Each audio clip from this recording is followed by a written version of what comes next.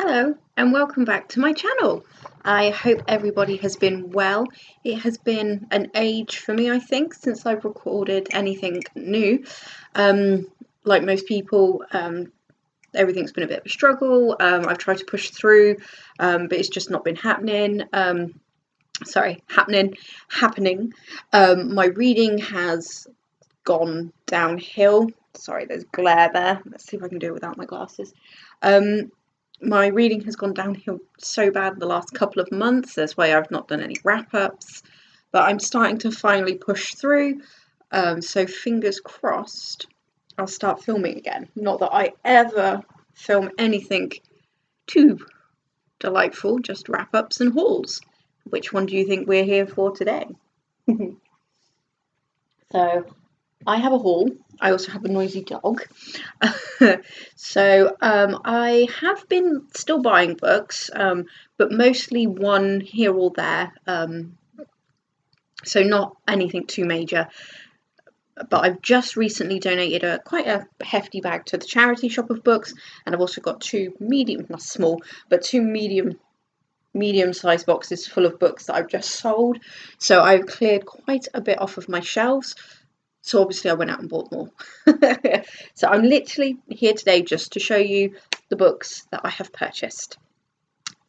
I hope you enjoy this kind of content because, to be fair, book hauls, book shopping videos, wrap-ups are the only thing that I've really been doing. Oh, and vlogs. I love people when they vlog, but I only have my phone and I don't know whether or not my life would be that interesting to vlog. I spend an awful lot of time on my sofa. I don't think that's that interesting. Anyway, we're here for a haul. So all the books I have here are from charity shops, bar two, which are from eBay, so they're secondhand.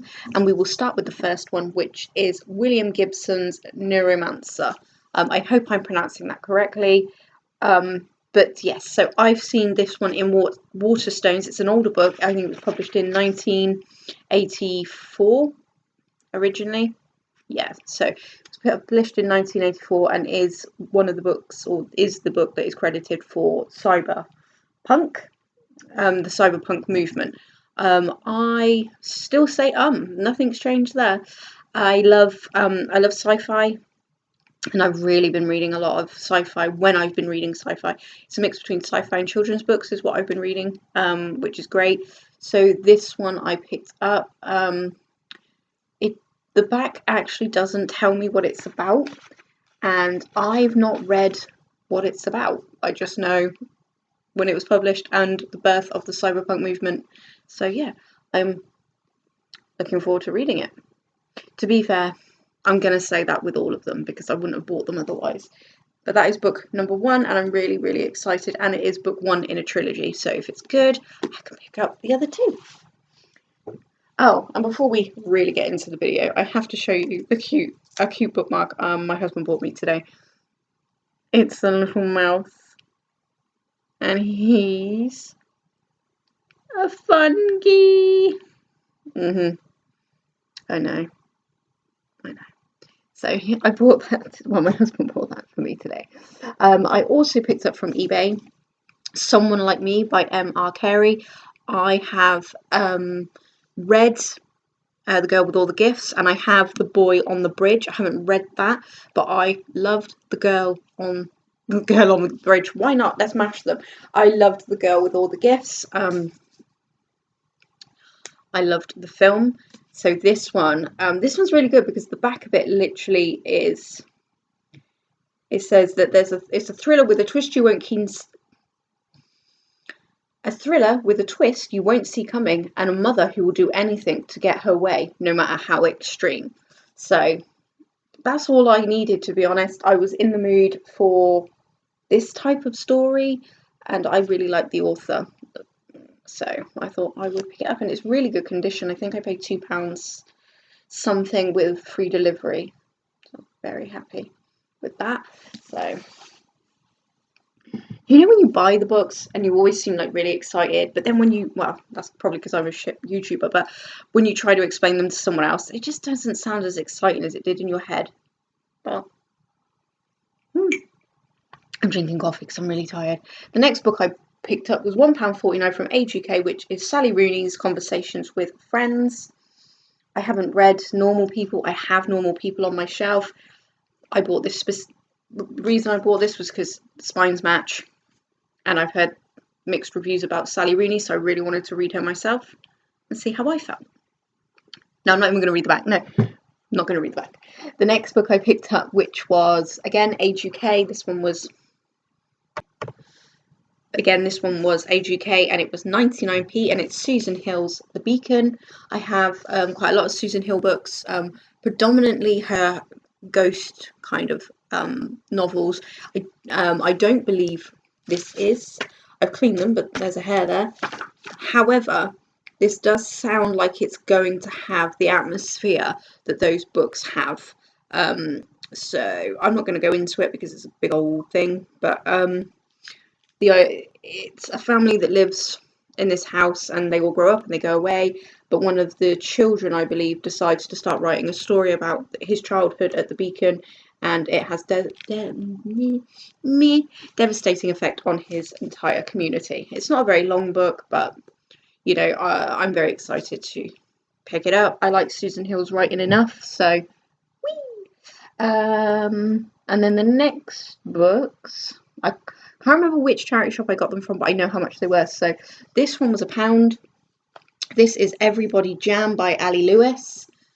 I thought this was a children's book, which is why I picked it up until I got it home, because all I read about was this. Danny Dawson lives in the middle of the Australian outback. Love reading books based in the Australian outback. His older brother Johnny was killed in an accident last year, but no one ever talks about it. And I thought, oh, that sounds so good. And I believe that the person we're following is a child. But when I got back home, there's a thing on the back that says unsuitable for younger readers. So maybe teenager. I would imagine so. The writing, like the font suggests a younger reader, but not a too young reader. Yes. I'm really looking forward to it. I love books set in the Australian outback. I love families. It's all good. It's all good. The next book I picked up is My Name is Leon by Kat De Wall. And it's 1981, a year of riots and royal weddings. The Dukes of Hazzard is on TV. Curly Whirlies are in the shops. I'm not a huge fan of Curly Whirlies, but it transported me straight away. So I'm trying to find a place in it all is 9-year-old Leon. He and his little brother Jake have gone to live with Maureen. They've lost one home, but have they found another? So I thought that sounded really good. I was completely seduced by the front cover as well. Not gonna lie.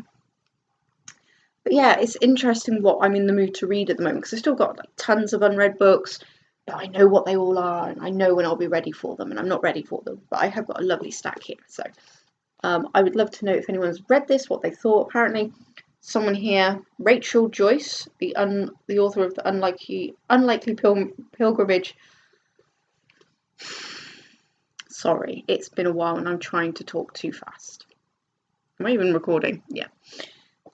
Rachel Joyce, author of The Unlikely Pilgrimage of Harold Fry, says, very tender. The backdrop of the early 80s gives the story an edge. Oh, okay, well, that's not really that interesting. Can't believe I had to talk through that twice. I'm just going to have a word with the dog. She has made no promises to be quiet. So that's that one. Very excited. The next book I picked up was a book by Dolly Alderton, which is Ghosts. This was £2. I would say it's maybe brand new, has been read once. I'm not sure. But this one also sounded quite good. Well, it sounds good, but it also sounds like something that I don't read that often. So Nina Dean has arrived at her early 30s as a successful food writer with loving friends and family, plus a new home and neighborhood. When she meets Max, a beguiling romantic hero who tells her on date 1 that he's going to marry her, it feels like it's all going to plan. And then proceeds to tell me why it's not all going to plan. So, yeah, I mean, I say I don't normally read books like this. I'm not adverse to them. You know, sometimes I'll pick them up. I just thought it sounded really good. Apparently, it's her debut novel. It's funny and tender, filled with whip-smart observations about relationships, family, memory, and how we live now. So, it sounds really good. Ooh, and Candice Carty-Williams has said, I loved it. Dolly Alderton has clearly mastered every form of writing, which is a surprise to nobody. Aww. That's nice. So yeah, and I really love the dust jacket on this. I don't know if the book's pretty or not. It's pink or purple, depending on your perception there. I'm very happy about this one. The next book I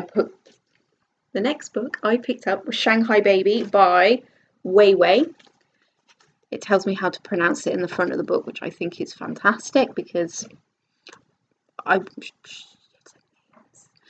so this, apparently, the reason I bought this was because it was publicly burned in China for its sensual nature and irreverent style. This novel is the semi-autobiographical story of Coco, a cafe waitress who is full of enthusiasm and impatience for life. And she meets two young men, both giving her different things, and it's a sexual awakening. And the author, there's a bit, I think it was at the front or at the back, where she explains why she wrote the book. And I thought it just sounded great. I don't read a lot of books with sexuality in them. I'm not adverse to it. More often than not, it's from a man, so it's really hard to get into it. But I'm very excited to read this, especially if it's a semi-autobiographical book. Yeah, this one was £1 as well. So let's just take a minute. That's a lot of books. I really appreciate that that's a lot of books. Considering I'm in a book mini slump, it's probably not the best time to be buying all these books, but I don't buy much else. So, and the next lot, let me check if I'm right. Yeah, I bought all of these today, and I bought them all from the same charity shop, and they were 30p each. Because the charity shop that I go to, they are the closest one to one of the roads in my town, so they get so much delivered to them. So they have quite a lot of books, always donated. So they're £5 for £1, which is great. Or sometimes they're £6 for £1.50. You know, it's a great charity. Oh, it's Catherine House Hospice. So always happy to pay it, but at the moment they're 30p, and they have been since the first lockdown. So this book I'd never heard of, doesn't mean anything. There's tons of books out there. This one's Fred Hoyle, and this is The Black Cloud. This is a sci-fi book, and that's the door. Let me just get that. I think someone's beating me to it. See. Anyway, so this one follows a man who notices a dark patch in the sky spotted by a young astronomer. Cannot say that word. Anyway, the huge cloud is unlike anything he's ever seen before, and it's heading towards our solar system, and it looks like it's going to park itself right in front of the sun, therefore blocking out the light. Now, I don't know where this is going to go, but I recently read, because I was really fascinated. Side note, I was really fascinated about what would happen if the Earth fell off its axis, and if we fell out of orbit. We'd be dead in about a month, maybe less. We'd fall into the sun would pull us in, so, you know. But I was also interested in what happened if the sun died. Well, we'd actually live for quite a bit longer, apparently, according to the couple of articles that I read, because of how hot the Earth's core would be still. So we wouldn't freeze to death that quickly, apparently. These are the thoughts that have been crossing my mind during lockdown. But yes, I'm very excited to read that. The next book is a childhood book that I remember buying with my own money, not pocket money. We didn't get pocket money where I came from. Afraid not. Probably birthday money. And it was one of the first books that I remember buying with my own money, along with my point horror books. And I used to have it for years, and I read it, and I don't think I understood it fully. But then I found it in the charity shop for 30p in hardback. And I'm not a hardback person normally. I've got a couple. I'm much more of a paperback, but it was in such good condition. These have all been cleaned, by the way. And it's Heaven's Eyes by David Almond, who also wrote Skellig, which I've never read, but I did see the TV show with Tim Roth, which I thought was great. So yeah, I'm really excited. So this one, we come into the world out of the dark. We haven't got a clue where we've come from. We've got no idea where we're going. But while we're here in the world, if we're brave enough, we'll flap our wings and fly. So it is, I can't quite remember. I remember it being strange. That's definitely one that I remember. it being strange, and Heaven's Eye is a young woman, if I'm not mistaken. However, like I said, I've been reading a lot of children's books, so I'm pretty excited to pick it back up. So, as you can see, I'm lovingly caressing it. The next book we have is Fleischmann is in Trouble. Not pronounced that right, have I? Do apologise. This book was also in Waterstones. Now, I do try to buy from Waterstones when I can afford it. As far as I'm aware, Waterstones don't seem to be a shady company. So I do try. And my local Waterstones, while it's not as good as it used to be when it was Ossica's, sorry, it's not. The manager in there is so friendly and really nice. I like talking to him. He sold me my copy of Shuggy Bane. Or Suggy Bane, if you like. There's an R in it, so I'm not sure. But anyway, we digress. So I saw this one in there, and again, I don't know why I wanted it. And I don't mean that in a horrible or despairing way. It was just so he's finally free from his nightmare marriage, and he's ready for a life of online dating and weekend-only parental duties. But as he optimistically looks to the future that is wildly different to the one he imagined, his life turns upside down as his ex-wife Rachel suddenly disappears. So I'm not entirely sure what to expect here. Thriller, maybe? I'm not sure. That's enough. I'm trying not to read too much of the back of the books because I don't want to get spoiled. So, so I'm very... You will be pleased to know, though, I did show some restraint. The Catherine House Hospice has quite a lot of books. Some are quite new, and some I've heard a lot on like Instagram, and I was like, and YouTubers. I'm like, but the thing is, when I first, side note again, when I first started properly getting into the YouTube community, because I started filming videos before I even knew there was a community, really, hang on, I wasn't seduced by all these videos of books and all these pictures of books, but when I finally realised and my whole world opened up, I kind of went mad, started buying all the books that everybody was talking about, which is great. That is a great way to discover books, to talk to people who are enjoying those books. But at the same time, I didn't read half of them. They're not in my usual genre. Not that I think you shouldn't try outside of your genre. But yeah, I really just ended up buying so many books that everyone was talking about because they hyped them up, not in a bad way. I don't like people being, I've said it before, but I'm changing my way. You know, when people hype books up or it's overhyped, I'm like, no. Somebody's excited and they want to hype a book, that's great. I totally bought into the hype on certain books, but I knew I'd never read them. And they're gone. I've donated them since. I've never read them. So, and some books I do buy because advertising works on me. It's as simple as that. Let's move on, shall we? We're 18 minutes in. The next book I have is The Shadowland by Elizabeth Kostova. Elizabeth Kostova. Anyway, not that her name's not relevant, but what the point is, the reason I bought this is because I love The Historian. I love The Historian so much. It's a little bit long-winded in places, my personal preference, but the writing, grand. The subject matter was my favourite thing about that book, the story. So I'm not entirely sure if this one's going to be for me, but again, it was 30p. I'm going to risk it. So Alexandra Bode has just arrived in Bulgaria when a luggage mix-up leaves her holding an urn filled with human ashes. As she sets out to return the precious item to its owners, she comes to realise that it is tied to the very darkest moment in the nation's history, and that the stakes behind seeing it safely returned are higher than she could have ever imagined. It sounds so good. It's also, she's big. The Historian's also big. But I'm here for it. So here for it. Oh, it's a lie. That book was not bought from that charity shop. It was more expensive. The next book I'd never heard of. Again, I don't mean anything by that. I just never heard of it. And that is The Twilight Hour. And this is by Elizabeth Wilson. So this is London, 1947. It's freezing winter in the shabby, bombed, damaged city.